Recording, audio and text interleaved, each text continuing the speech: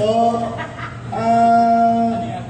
kasi ang daming nadadawit because of yung Latin nyo, binatas nila, pinakahuli si Julian because of Sunday, pinasaya pati si director, si Rich, nadamay. How do you feel about it na ganun ka-protective yung fans nyo sa inyo na parang ayaw nila, very possessive sila talaga? How do you feel about it?